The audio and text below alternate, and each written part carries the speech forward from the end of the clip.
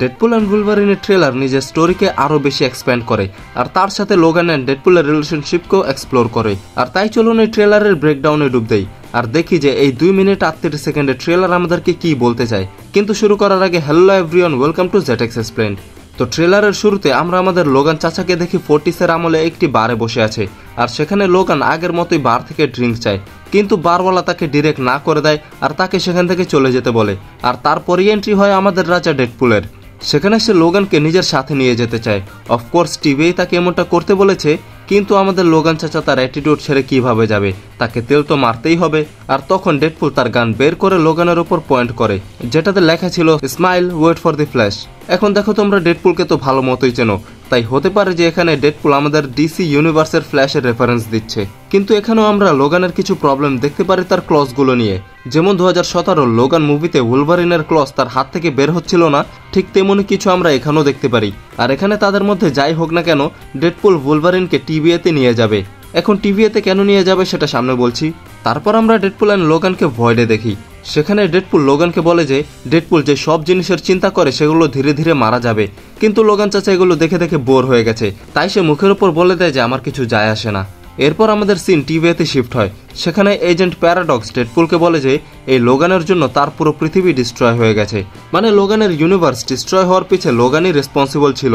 আর এখানে প্যারাডক্সের নাক দেখে তো বোঝাই যাচ্ছে যে লোগান এখানে ভালোই মারামারি করেছে, কিন্তু পরে টিভিএ তাকে প্রুন করে দেবে, যার কারণে সে ভয়েডে চলে যাবে। আর এখানে সম্ভবত প্যারাডক্স ডেডপুলকে হুমকি দিয়েছিল যে যদি ডেডপুল লোগানকে না নিয়ে আনে তাহলে টিভিএ ডেডপুলের সব কাছের মানুষদেরকে মেরে ফেলবে, যার কারণেই ডেডপুল লোগানকে টিভিএতে ধরে আনে। আর পরে হয়তো ডেডপুল এটা জানতে পারবে যে টিভিএতে কিছু গোলমাল অবশ্যই আছে, যার কারণে পরে টিভিএ ডেডপুলকে প্রুন করে দেবে, অথবা ডেডপুল নিজেই নিজেকে প্রুন করে নেবে আর লোগানের সাথে ভয়েডে চলে যাবে। আর ডেডপুল যেটা করেছে সেটার জন্য লোগান ডেডপুলকে মারতে চায়। আর সেখানে ভয়েডের ভেতর তাদের মধ্যে একটি লম্বা ফাইট টেক প্লেস করবে। আর লোগান কোথায় মারছে? চাচা আপনি জীবনে অনেক মজা করেছেন, তার মানে এ না যে সবকিছু শেষ হয়ে গেছে, এখন অন্য কেউ মজা দেন, সবাই ভার্জিন থাকতে চায় না। সেখানে তাদের মধ্যে ডিসকাশনে ডেডপুল লোগানের পাস্ট সম্পর্কে জানতে চায়, কিন্তু লোগান তাকে অ্যাভয়েড করে, মানে লোগানের পাস্টে কিছু ট্র্যাজেডি আছে যেটা সে কাউকে বলতে চায় না। This is a real man, যে তার ইমোশনকে কন্ট্রোল করে নিজের অতীতকে গ্রহণ করে সামনে বাড়বে। সে ডেডপুলকে এটাও বলে যে আমি কোনো হিরো না, তার মানে সে তার পাস্টকে, তার কর্মকে এখনো ভুলতে পারছে না। তারপর আমরা লোগানকে ঠিক কমিক অ্যাকুরেট ভাবে শর্ট স্লিভসে দেখি।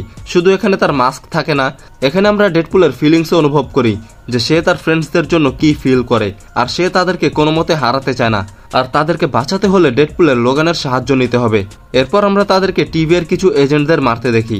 হতে পারে তারা এখানে ডেডপুল অ্যান্ড উলভারিনকে মারতে এসেছিল, কিন্তু এখন তারা নিজেই মার খাচ্ছে। আর তার একটু পরেই আমরা ক্যাসেন্ড্রা নোভার একটু ঝলক দেখতে পাই, আর সেও ভয়েডের ভেতরেই আছে। পরে আমরা ভয়েডের ভেতরেও এলায়ত আর অ্যান্টম্যানের মাথাকেও দেখি, আর এখানেই ক্যাসেন্ড্রা নোভা থাকে, কারণ এই সিন দেখে আমরা এটা বুঝতেই পারি। আর পরে ডেডপুল অ্যান্ড লোগানও এখানে চলে আসবে। আর আগের টিজারে আমরা ডেডপুলকে এখানেই দেখেছিলাম, সেখানে আমি বলেছিলাম যে সে স্যাভেজ আইল্যান্ডে আছে, কিন্তু না, এখানে সে ভয়েডে অ্যান্টম্যানের স্কালের ভেতরে আছে, যেটা ক্যাসেন্ড্রা নোভার বেস। আর এই সিনে আমরা ক্যাসেন্ড্রা নোভাকে অ্যান্টম্যানের মুখ থেকে বের হতে দেখি। এখানে অ্যান্টম্যানের মাথার সামনে অনেক কিছু আছে, কারণ সবচেয়ে বড় প্রশ্ন এটাই আসে যে অ্যান্টম্যানের পুরো বডি এখানে কি করছে, তাও ভয়েডের ভেতরে। আর তার সামনে আমরা কিছু এক্সম্যানদেরকেও দেখতে পারি। এখানে আমরা অ্যাজিজেলকে দেখতে পারি, যাকে আমরা এক্সম্যান ফার্স্ট ক্লাসে দেখেছিলাম। সাইডে লেডি ডেথস্ট্রাইকও দাঁড়িয়ে আছে, যাকে আমরা এক্সম্যান 2-তে দেখেছিলাম। আর তার পেছনে রেড স্কালের গাড়ির ওপর পাইরোও বসে আছে, যাকে আমরা আগের টিজারেও দেখেছিলাম। কিন্তু তারা এই মুভিতে ডেডপুল অ্যান্ড উলভারিনের সাহায্য করবে নাকি ক্যাসেন্ড্রা নোভার, আই ডোন্ট নো। এরপরে আমরা ডগপুলকেও দেখতে পারি, যে ডেডপুলকে চাটছে। আর পরে আমরা আরো একটি মিউট্যান্টকে দেখতে পারি, যে কিছু বাইক নিয়ে তার বড় একটি গাড়ি বা এটা যাই হোক সেটাকে পুশ করছে।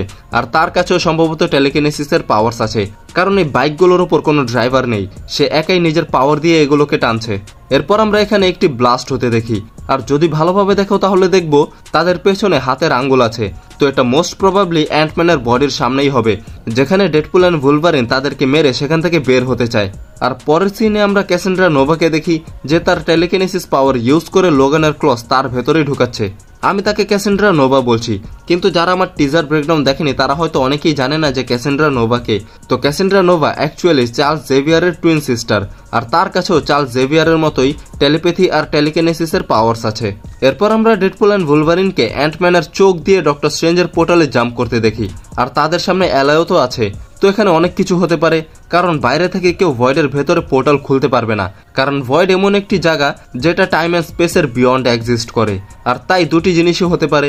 প্রথমত তারা এই পোর্টালটি খোলার জন্য ভয়েডের ভেতরে একটি স্লিং রিং পেয়েছে, আর দ্বিতীয়ত হতে পারে যে ওয়াং এর কোনো ভেরিয়েন্টই ভয়েডের ভেতরে আছে যে তাদেরকে সেখান থেকে বের হওয়ার জন্য সাহায্য করছে। আই ডোন্ট নো এটা হবে কিনা, কিন্তু যদি এটা না হয় তাহলে ভয়েডের ভেতরে তারা একটি স্লিং রিং পাবে আর অন্য কেউ তাদের জন্য পোর্টাল খুলে দেবে, কারণ তাদের দুজনকে দেখে মনে হয় না যে তাদের হাতে কোনো স্লিং রিং আছে। তাই এটাই হবে যে অন্য কেউ তাদের জন্য পোর্টাল খুলে দিচ্ছে। অ্যান্ড কোকেনের কিছু কোড নেমের সাথে এই ট্রেলার এখানেই শেষ হয়ে যায়। তো ট্রেলার তো একবারে দারুণ ছিল, পুরো আগুন লাগিয়ে দিয়েছে। অ্যান্ড আশা করো যে এই মুভি দিয়ে মার্ভেল তার কামব্যাক করতে পারে। তো আজকের ভিডিও এই পর্যন্তই। যদি ভিডিওটি দেখে কোথাও ভালো লাগে বা মজা পেয়ে থাকো তাহলে লাইক করে দাও, চ্যানেলটিকে সাবস্ক্রাইব করে দাও আর দেখতে থাকো ZX Explained।